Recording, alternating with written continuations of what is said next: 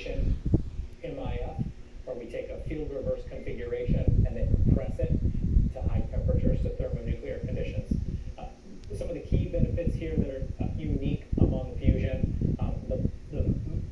the material boundary, the magnetic radius is significantly larger than a gyro orbits at all times.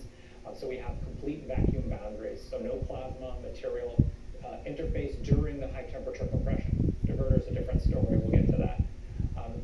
With pulse magnetic compression, we've been able to show that you can do adiabatic compression to high temperatures at very high efficiencies, leading to lower gain requirements for fusion. Pulse magnetic systems are fundamentally non-destructive, with theoretical repetition rates much greater than 1 hertz, allowing you to minimize the scale of the system, therefore build systems faster and lower capital requirements and get to fusion sooner. And then most importantly, an inductive compression scheme, especially pulsed inductive compression, allows direct energy conversion through just MHD conversion.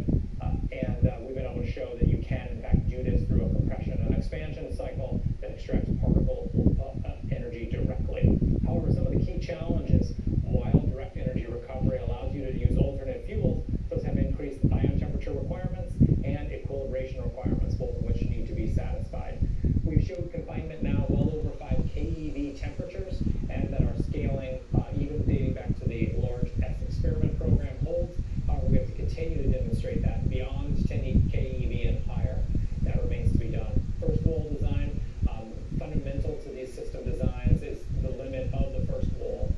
We want solid first walls in all FRC systems, and what that fundamentally means is a power loading of X-ray and neutron radiation of less than 10 megawatts per square meter. However, even that, for those who study the field, know that that's a really tough and demanding requirement that we're pushing boundaries on. We'll talk about that today too. And then pulse magnets in a neutron environment require replacement. And so that replacement cycle and the economics of that and the mechanics of that are work to be done. Finally, diverter.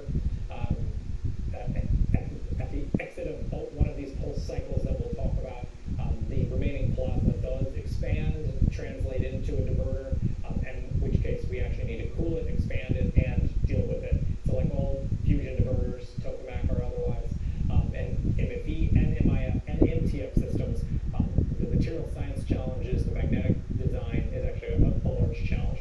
So that's the main focus of this work today. So a quick overview on field reverse configurations. So for those of you not familiar with an FRC, this configuration of plasma has been studied extensively. An FRC shown here is a cylindrical magnetic topology. Fundamentally, they're closed field, self-organized, compact toroids. What that ends up being for an FRC, which is a high pressure device, is beta very close to 1, the average beta condition of an FRC. And so that allows you to do a couple of really key things.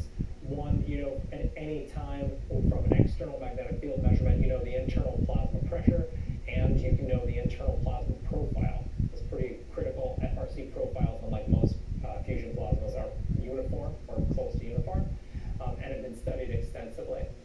Pressure balance, because beta is near 1, you always have for an external magnetic field measurement as well as an applied field, you know with high certainty what the internal density and total temperature are. This becomes a pretty critical diagnostic for us. You'll see this throughout where external magnetic field measurements and magnetic flux